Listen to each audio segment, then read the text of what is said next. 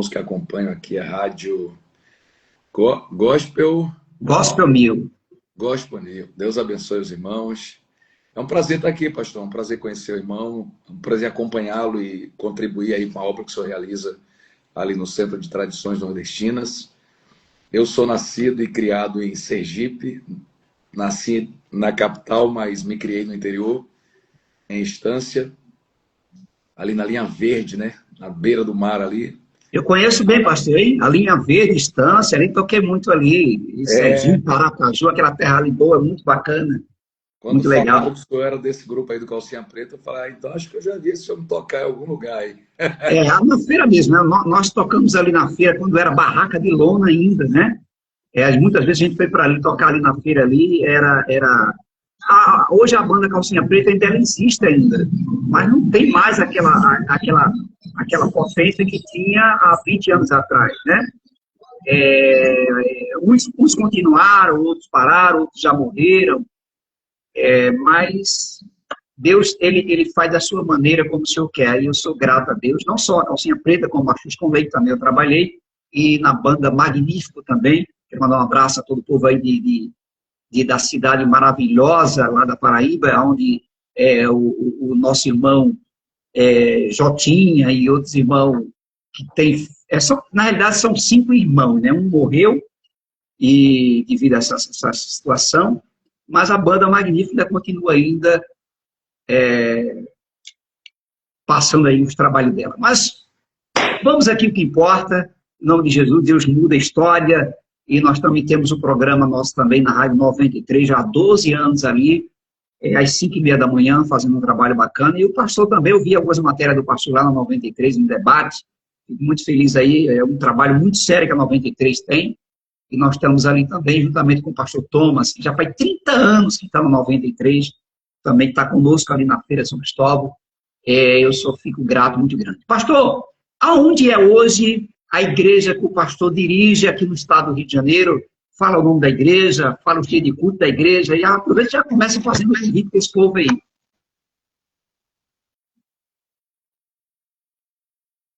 O senhor está conseguindo ouvir a minha voz bem? A sua voz cortou.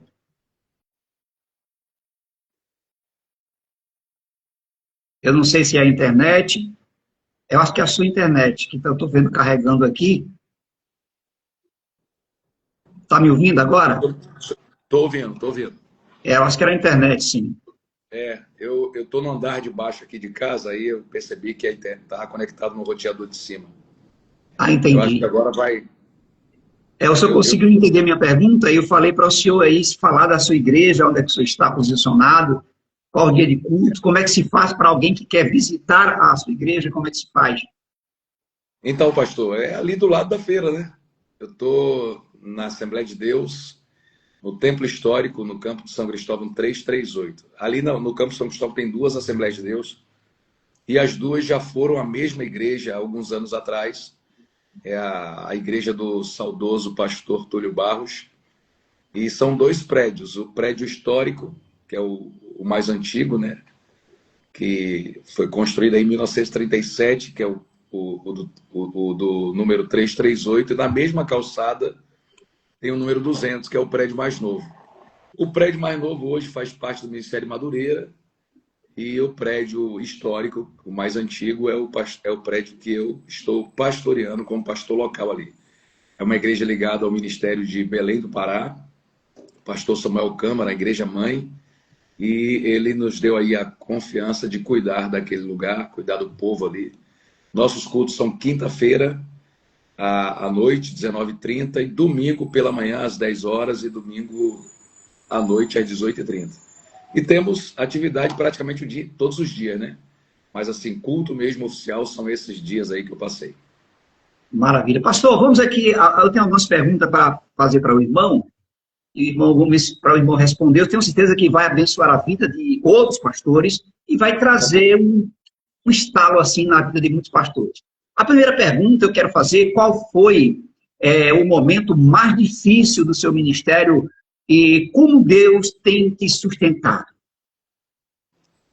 Pastor, essa daí é fácil de responder, porque marcou muito minha vida. que não seguiria. E eu sou um cara muito tranquilo, muito alegre também, por estar no ministério, por poder cooperar com Deus na sua obra.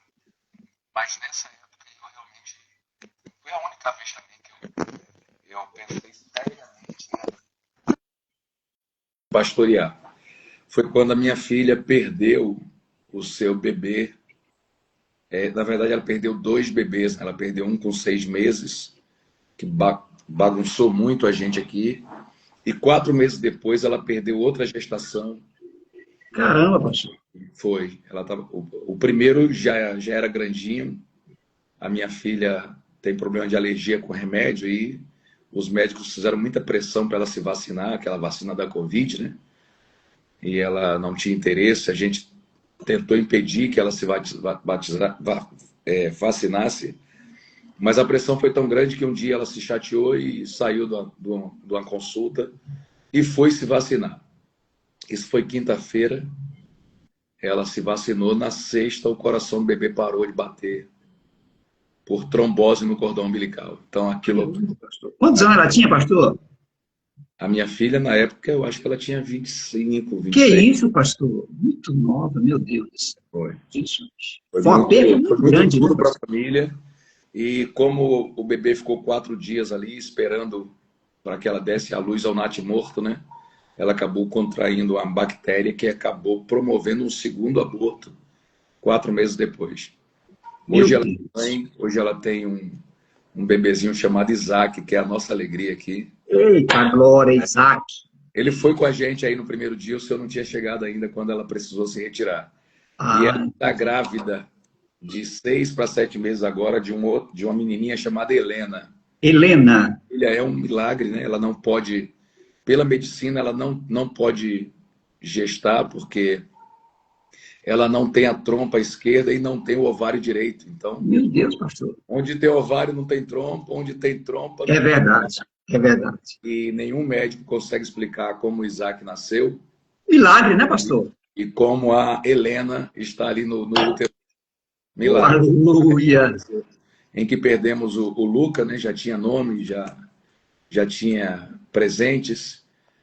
Era um menino de 6 meses. Que isso, pastor? Quase 1 quilo. Na época foi muito difícil para a gente e eu pensei que eu era o culpado. Eu falei, isso é minha filha, minha primogênita. Não pode dar à luz é porque eu estou debaixo de maldição. Eu fiquei muito abalado, né? Com certeza. Deus não demorou. Ela perdeu o bebê em abril, perdeu o outro em outubro e em janeiro estava grávida do Isaac. Isaac nasceu em outubro. E Deus ainda falou assim, no teu aniversário eu vou te dar um presente. E ela faz aniversário dia 7 de outubro e o Isaac nasceu dia 3 de outubro. Maravilha, que presentão, pastor. Pastor, eu fico muito feliz aqui, eu vi, e os ouvintes também estão ligados conosco, é uma história verídica de muita unção, de muita oração e de muita conquista espiritual. Isso aí, para mim, é uma conquista espiritual muito grande. Bom, a próxima pergunta, o que muitos pastores não falam, mas deveriam falar à igreja de hoje? Maravilha. Eles não falam que não são donos dos crentes. Eles deveriam falar. Deveriam, pastor? Na Bíblia, pastor, essa questão de pessoas dominando pessoas começou com um homem chamado Nimrod. Ele que decidiu ser poderoso. Ele que decidiu mandar em pessoas. E, infelizmente, muitos pastores tratam suas ovelhas como servos.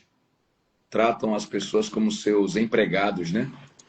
E o que eles deviam falar? Eles deviam falar o que Jesus falou. Jesus disse, olha, vocês não vão chamar ninguém de Senhor e nem vão chamar de mestre, porque há um só Senhor, há um só mestre sobre vocês, a saber, o Cristo. Vocês todos são irmãos. Eu acho que está na hora da igreja voltar a corrigir esse discurso, né? Você observa Paulo dizendo, eu sou o servo de todos. Você vê Paulo dizendo, dos pecadores eu sou o maior. Você não vê Paulo determinando coisas aos seus irmãos, dizendo como todo mundo tem que se comportar.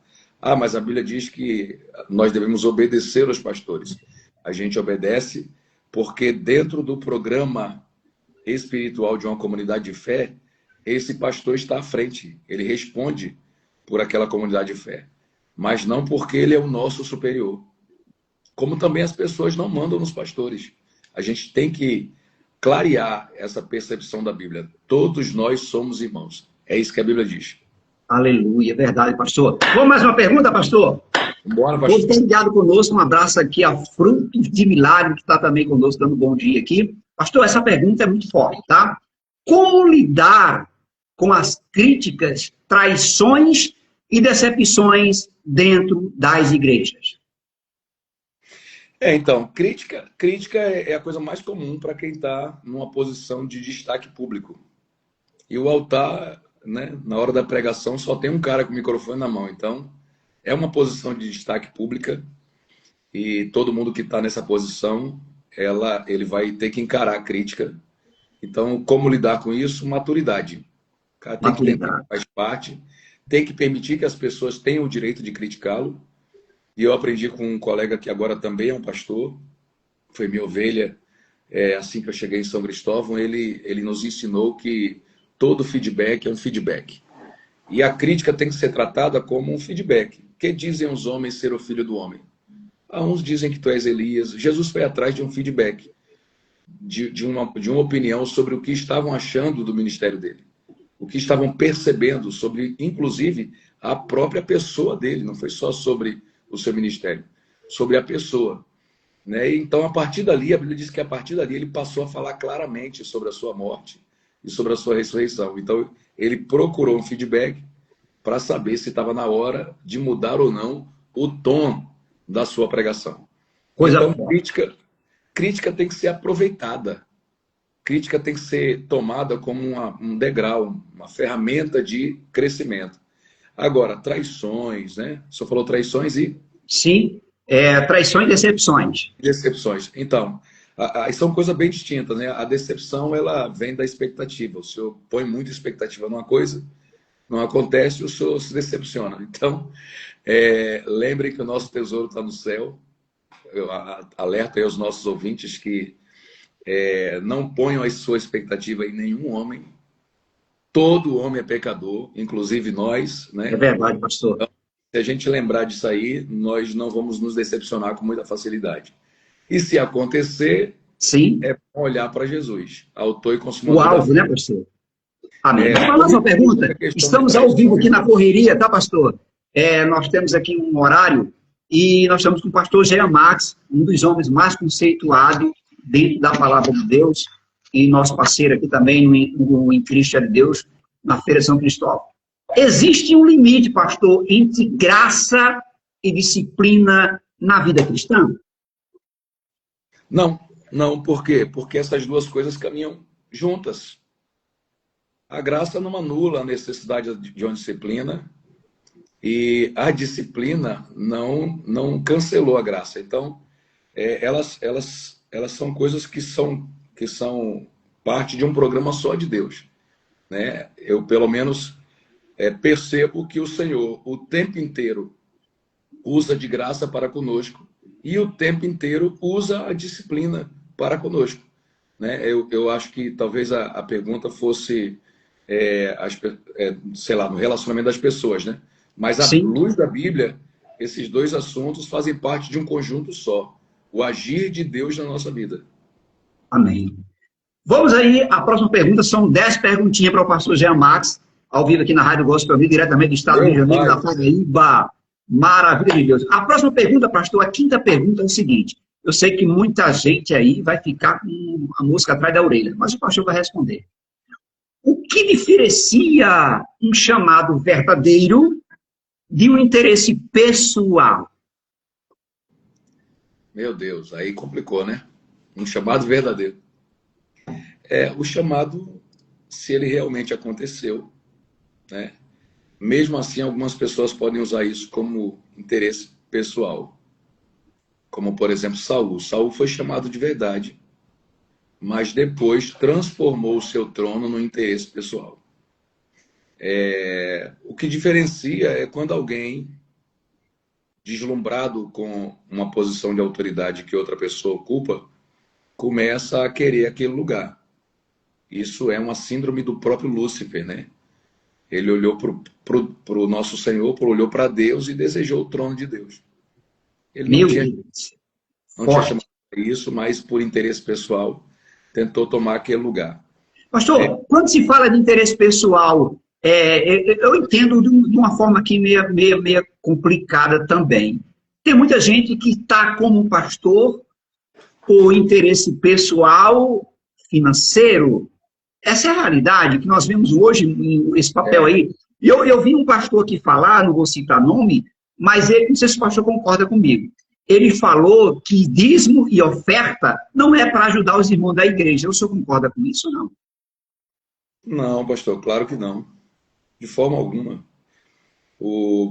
A primeira citação legal, né, dentro da lei, sobre o dízimo é para que haja mantimento na casa, para que não falte comida. Então, e os domésticos da fé precisam ser os primeiros a serem apoiados.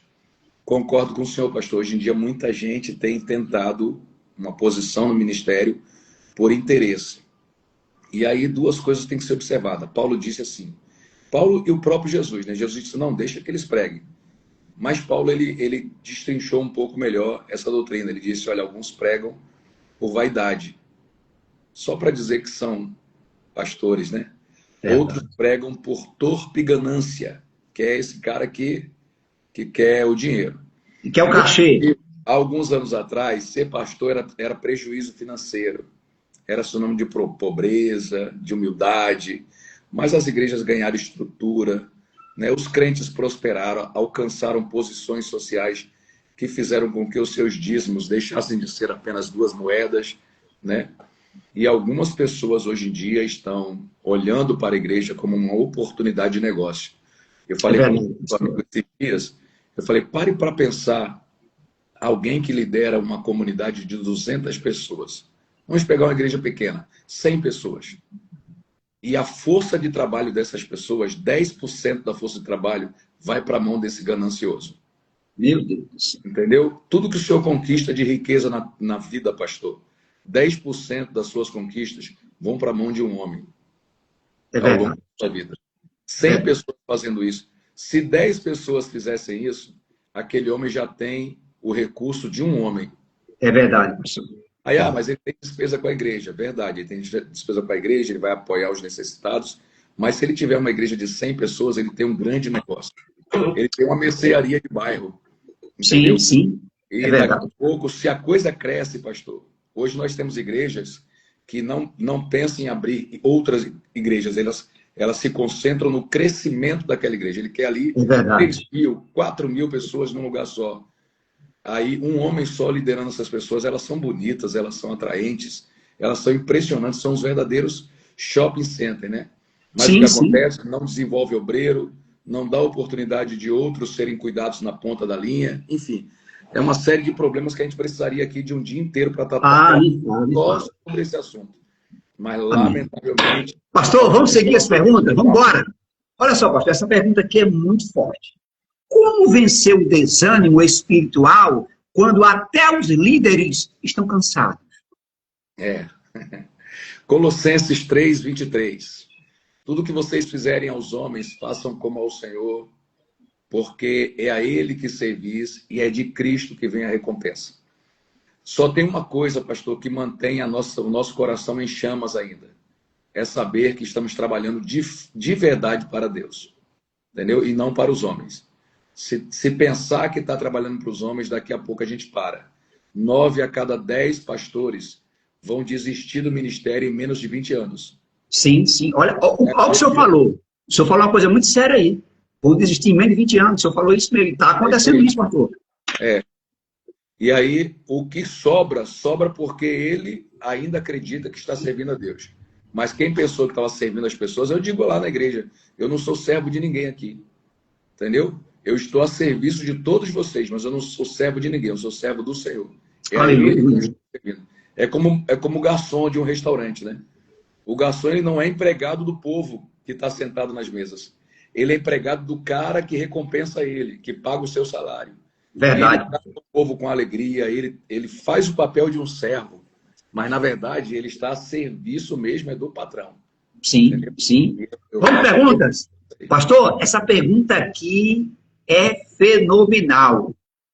Olha só, pastor, qual o maior erro que você já cometeu no ministério e aprendeu com isso? Misericórdia, foram tantos. Ainda estou cometendo erros. Pastor, meu Deus, no começo eu entendia que uma autoridade delegada, vou usar uma expressão aqui, tá? No começo eu achava que uma autoridade delegada era uma autoridade delargada. Eita, forte, hein? Né? Ah, botei o líder do louvor ali, agora o louvor é só com ele. Não, tudo na igreja depende daquele líder. Ele não pode largar o seu liderado. É o líder que lidera abaixo dele, o líder de 500, de 100, de 50, ele tem que continuar se responsabilizando por aquilo. Então, no exemplo que eu dei, eu confiei a alguém a liderança do louvor. Ok, mas isso não me dá o direito de fechar os olhos para aquilo. Eu preciso continuar sustentando, orientando, participando das decisões daquele rapaz. Eu lembro que alguns anos atrás, um líder, quando eu pastoreei aqui na Ilha do Governador, né? Eu moro na ilha e fui pastor de 2 igrejas aqui.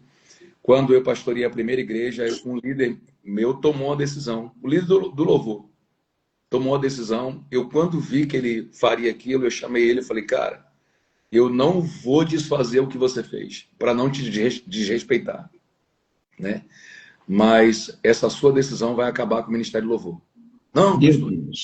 Eu falei assim, eu estou conversando com você porque a minha sugestão é que você decline do que você determinou e diga você mesmo para as pessoas que a sua decisão não é mais aquela. Não, pastor, eu prefiro manter o que eu decidi, não sei o que, ok. Resultado, pastor, desmantelou tudo, ele perdeu o Ministério do Louvor.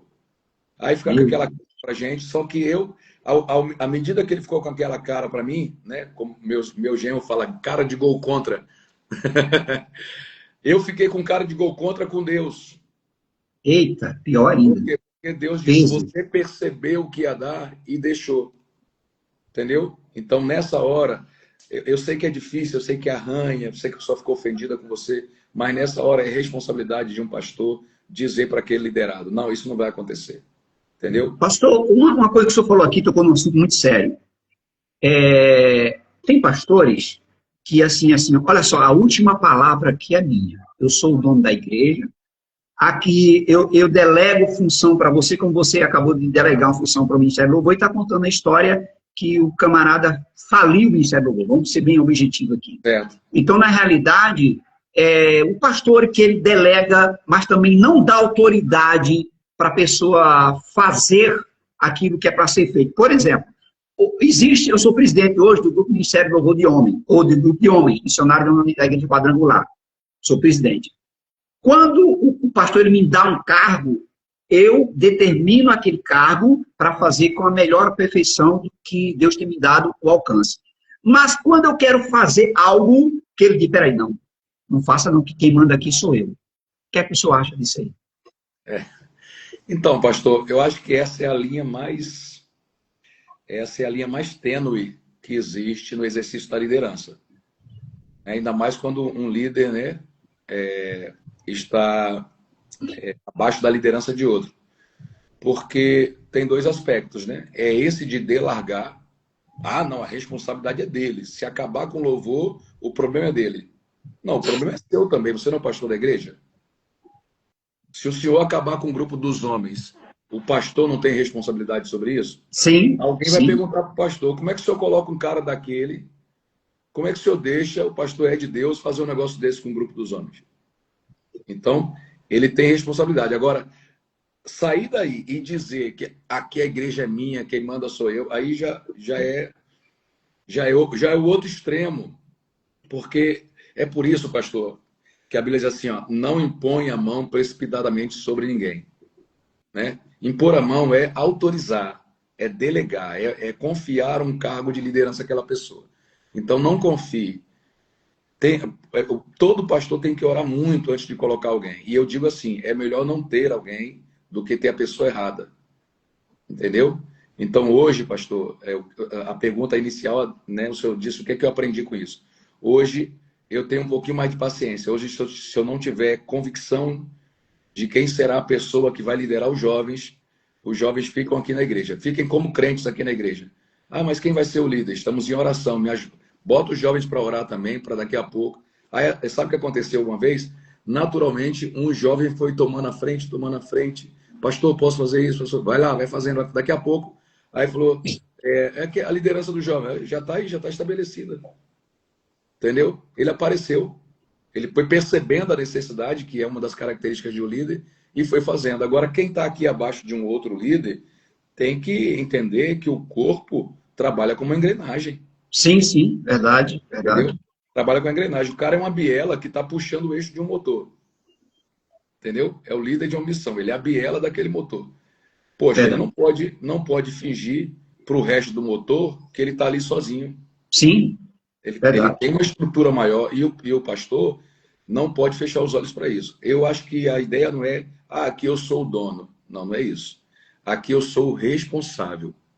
Aqui eu presto contas ao meu Deus. Não existe ditadura dentro da igreja, né, pastor? Não, isso é maligno, é Nimrod. Isso é Nimrod. O senhor foi lá no início, lá, Nimrod. A primeira pergunta, ele se sente dominador de pessoas. Não, todo líder, ele é servo de Deus. Ele faz parte de uma engrenagem maior chamada reino. Ele presta contas a Deus, né? E ele serve as pessoas porque Deus assim determinou. Então, ele não é manda-chuva de ninguém. Amém. Pastor, vamos à próxima pergunta. Nem todas, tá? Mas o pessoal sempre classifica como uma maioria.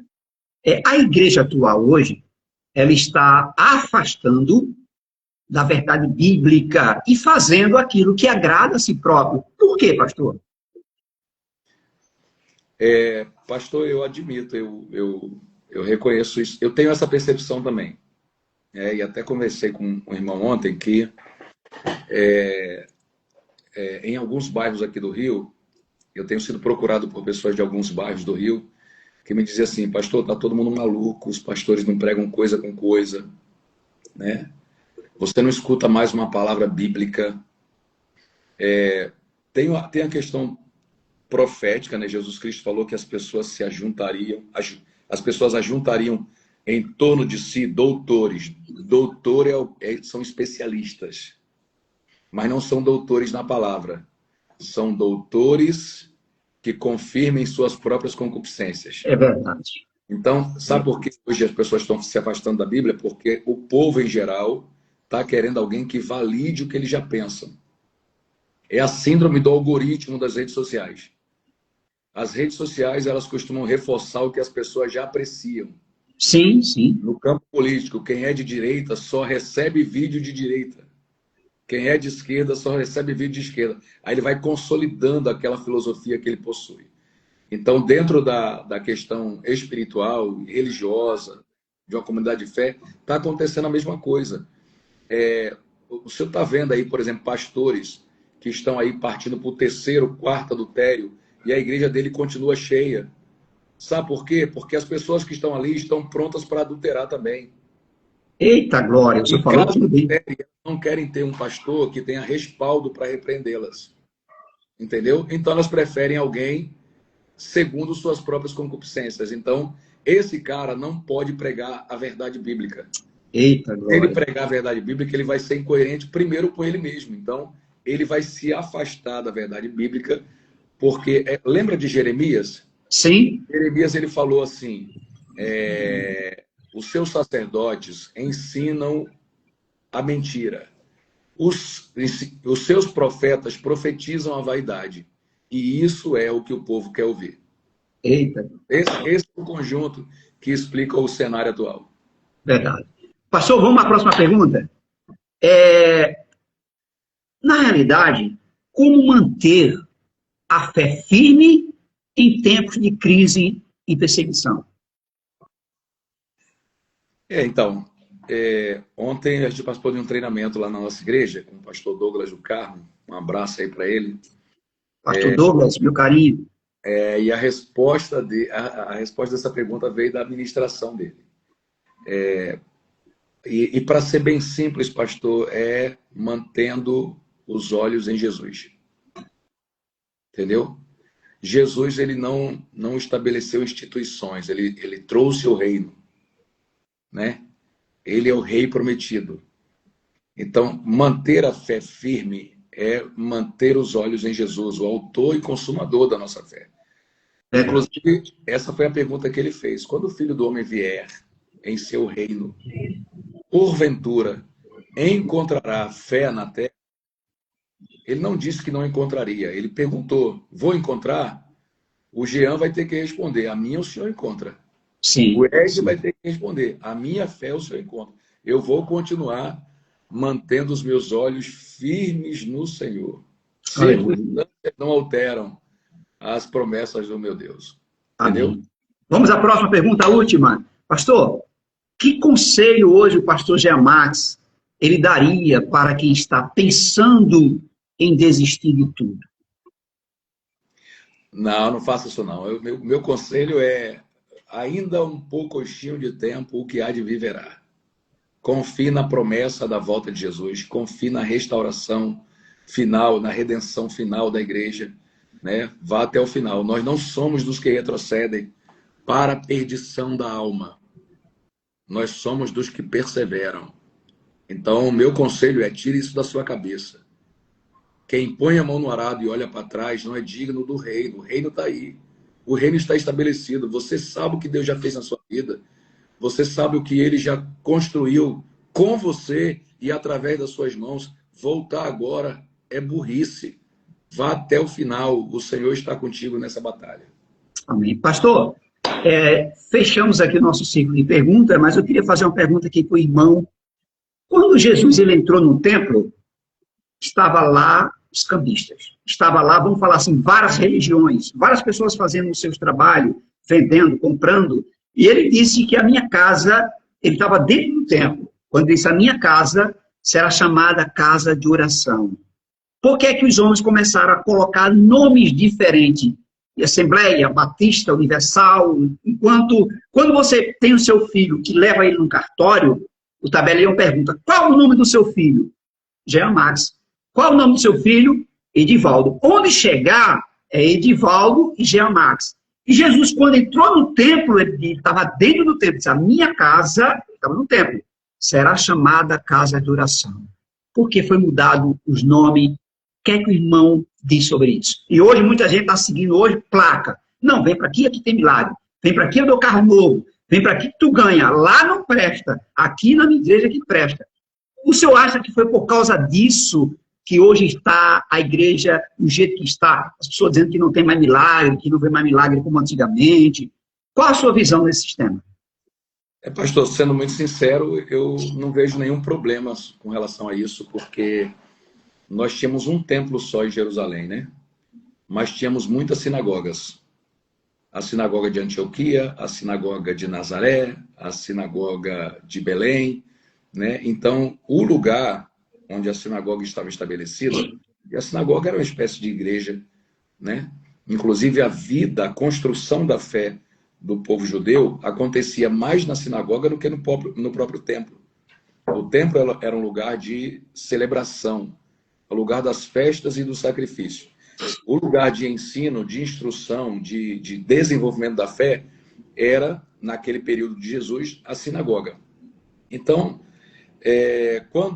quando a sinagoga é apresentada na Bíblia, ela é uma sinagoga que identifica o que ela é.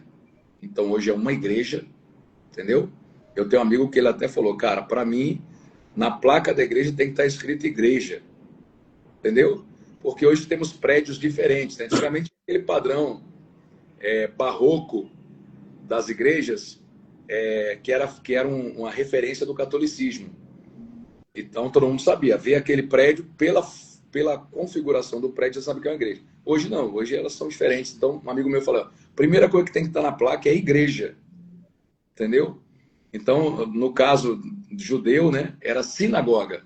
Agora, sinagoga, qual delas? Se temos tantas? A de Nazaré, a de Cafarnaum, né? Então, o nome do lugar onde a sinagoga estava estabelecida, dava o sobrenome daquele local.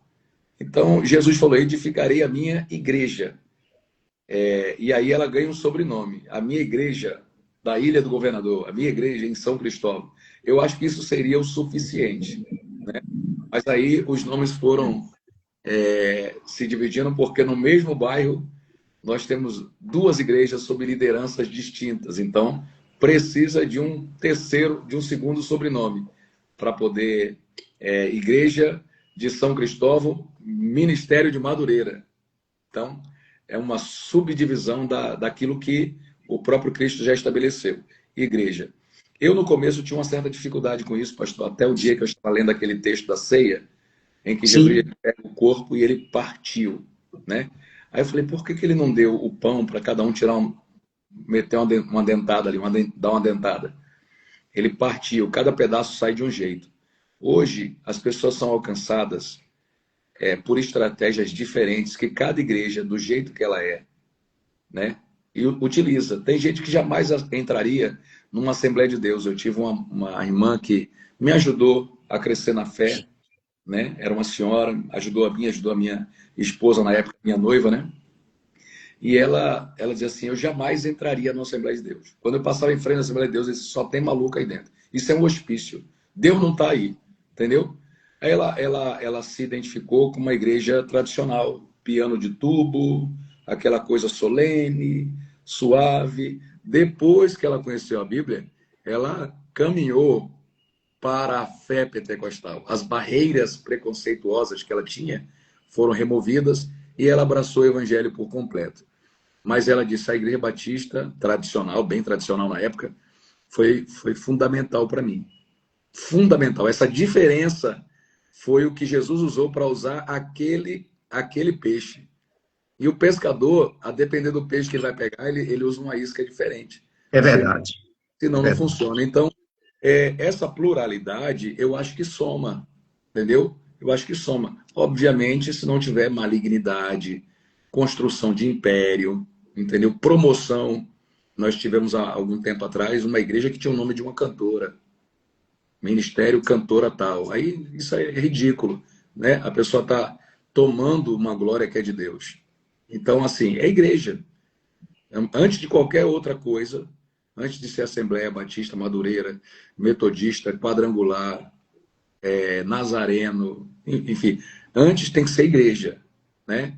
E tomara que ela pertença mesmo a Jesus Cristo. Amém. Pastor, eu fico muito feliz e o pastor estar aqui comigo ao vivo aqui na Rádio Gospel, o pastor Jean Marques. Eu gostaria agora de que o irmão falasse, enfatizasse sobre... Eu costumo dizer que pregar para crente é muito fácil. Mas pregar para a pessoa que quer te expulsar, que quer jogar uma pedra em você, que quer te humilhar, que quer dizer, sai para lá, crente do diabo. Olha só, usa até isso, crente do diabo. Nós estamos ali no maior centro cultural do Rio de Janeiro, Feira Nordestina, São Cristóvão. Onde ali nós temos muitas coisas ali, eu tenho ouvido muita coisa. Tenho ouvido já para mandar parar, tenho ouvido sai daqui, tenho ouvido muitas coisas ali. Mas também eu tenho pessoas ali que são servos de Deus, empresários, homens de Deus, mulheres de Deus, que estão maravilhados com aquele trabalho ali. Porque ali eu acho que não foi à toa. Foi mais de um ano ali, oração, e eu sendo convidado para estar ali, e nós estamos ali. E eu fico muito grato que Deus está enviando pessoas, homens e mulheres de Deus, como o pastor Jean Marques. E eu sou muito grato por isso e me sinto muito fortalecido com a sua presença ali. Eu gostaria de saber do irmão o que é que o irmão acha desse trabalho que está sendo executado ali, desse evangelismo, e também aproveitasse e fizesse um convite para aquele povo que estão ali e também para o povo que está agora nos assistindo aqui pessoalmente, nessa live maravilhosa que vai ser programada também, colocada nas redes sociais. Qual a visão do irmão nesse trabalho de evangelizar pessoas ainda que não entende, que não acredita em Jesus, que duvida de Jesus, Mas estamos ali. Qual a visão do irmão? Pastor, a igreja ela foi chamada para fora. Se ela não prega aos pecadores, ela não merece o nome de igreja. Ela existe para promover o avanço do reino. Entendeu? Nós somos precursores de Cristo. Nós estamos indo ao covil dos lobos como ovelhas, confiando na ordem de quem nos enviou. Então, parar não é inaceitável. A igreja tem que fazer esse trabalho. Tem que fazer. E assim, pregar para o pecador, pregar para quem não é crente, para quem tem vício de pregar só para a igreja, é um desafio. Por quê? Porque ele perdeu a linguagem que acessa o coração do ímpio. Ele só aprendeu a falar com quem já sabe o que ele vai falar. Entendeu? Então, ele chega ali e não sabe o que dizer, não sabe o que pregar, porque ele aprendeu a falar só em inglês. Quando você quer que ele fale um português, né, de feira, ele não sabe. Ele não se comunica com o pecador. Nós temos um Jesus que sentava com os pecadores. Quem senta promove acessibilidade.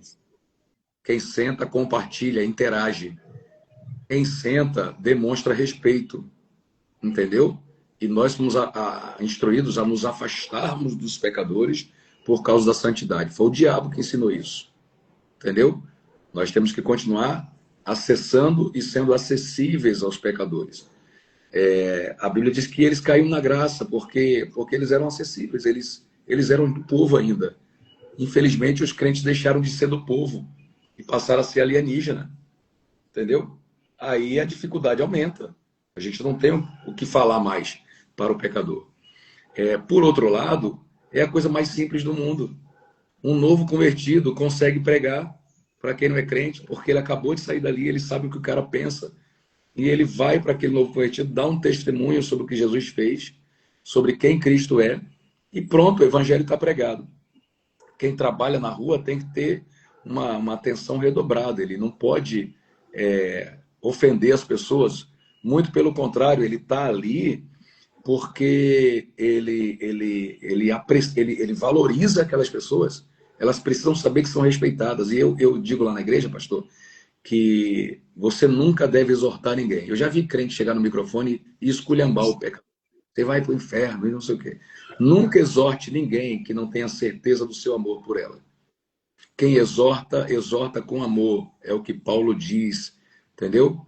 Então, a pessoa primeiro tem que estar convencida, tem que ter certeza. Esse pastor aí é de Deus, ele me ama de verdade. Ele está aqui, ele está gastando a sexta-feira dele para estar aqui porque ele me ama, ele quer o melhor para a minha vida. Depois disso, o senhor pode dizer o que quiser. Mas a primeira coisa que um evangelista de rua precisa fazer é deixar claro o seu amor por aquelas pessoas, o seu respeito por elas. Elas podem até ir para o inferno no final, mas elas vão para o inferno sabendo que desprezaram alguém que a amava de verdade. Tem que ser desse jeito. Toda sexta-feira, toda última sexta-feira de cada mês, nós estamos ali com o pastor Ed Deus, no Centro de Tradições Nordestinas, né, aqui no Rio. Muito carioca conhece como a Feira dos Paraíbas, né? Esse Paraíba, exatamente. Eu não me ofendo, eu sou sergipano, mas não me ofendo, estou ali. É o lugar mais tradicional. E a entrada é um quilo de alimento, tá, pastor? Que a gente tá recolhendo comida para a pessoa, para o povo, para abençoar as pessoas, principalmente os músicos ali, tá? Chegar lá e levar uma bênção, porque a gente vai abençoar pessoas. E compareça, começa às 2h, vai até às 5h. São 3 horas que a gente tem ali para compartilhar o amor de Cristo aos corações. Então, ore por esse trabalho, participe com a gente, já é nosso convidado. Pastor, uma rapidinha. O que é a paz para o irmão?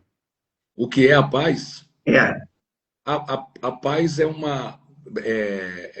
estado pleno, né, de saúde. Fidelidade. Fidelidade é honrar o compromisso que você tem com alguém. Religião. Religião é uma ferramenta que, se for bem usada, nos liga de volta a Deus. Amigos. Amigos, uma coisa muito parecida com o irmão. Fidelidade. Fidelidade, eu já falou, né? Compromisso que o senhor assumiu com alguém. Honrar o compromisso que o senhor assumiu com alguém. Uma palavra feia. Uma palavra feia, deslealdade. Uma palavra bonita. Lealdade. Família. Família, nosso primeiro sacerdócio. Evangelização. Missão de vida. O que é que o senhor diria agora para os ouvintes que estão nos ouvindo aqui na Paraíba, no estado do Rio de Janeiro, e, enfim, em vários países que estão nos assistindo agora? Eu digo a paz do Senhor, que a paz de Deus, que excede todo entendimento, encha, transborde sobre os vossos corações. Eu queria que o irmão agora orasse, uma oração breve, e nós estamos fechando aqui o quadro Podcast de Deus aqui na Rádio Gospel 1000, e eu quero lembrar para você, procure saber desse homem que está aqui comigo, pastor Jean Max, vai nas redes sociais, escreve, que você vai ver com quem é que nós estamos aqui fazendo essa entrevista. Pastor, sou muito grato, termino aqui orando, em nome de Jesus. E se faltou alguma coisa, é o momento, quiser mandar um alô para alguém, fique à vontade, a sua posição é agora. Beijo pra minha esposa, que acabou de passar ali, ó, passou pela escada. Qual o nome da sua esposa? Misilene, pastora Misilene, pastora Misilene, Deus abençoe a tua vida sempre, a tua casa, a tua família. É a rainha aqui dessa casa. Aqui. Quantos filhos, pastor, o senhor tem? Nós temos 3, pastor. Qual o nome deles? Filho, né? Qual o nome deles? Adassa, que é a mais velha. Adassa. Caleb e Felipe. Caleb. Rapaz, os nomes são muito fortes. É de Deus, com certeza. Pastor? Um genro chamado Nivaldo e um neto. É? Glória, que maravilha. Helena. Amém. Pastor, ora aí para a gente terminar. Suas considerações finais. Muito obrigado, viu, pastor? Senhor, nós louvamos o teu santo nome, te agradecemos pelo privilégio de poder expandir a pregação do Evangelho que é a rede social. Muito obrigado, Senhor. Muito obrigado por essa aliança, por essa parceria que o Senhor tem nos ajudado a construir com o teu servo, pastor Ed Deus.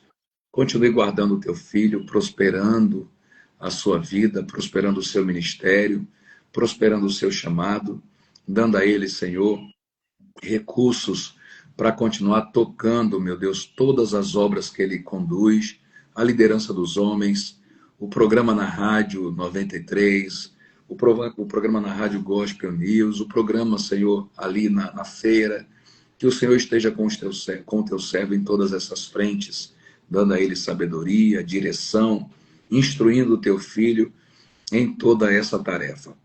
Glorifica, meu Senhor, o teu nome também, abençoando o teu servo, Senhor, na vida familiar, a igreja que ele ajuda a pastorear, ser com o teu filho, Senhor. Cobre com o teu sangue a vida desse homem e toda a sua casa. Abençoe também os nossos ouvintes, os teus servos que de perto e de longe acompanham essa nossa conversa. Que a bênção do Senhor seja sobre os lares, sobre as famílias. Eu oro agradecido, Senhor, em nome de Jesus. Amém, meu pastor. Sou grato, obrigada. Deus abençoe muito. É de Deus. Fica na paz. Obrigado mesmo. Deus abençoe.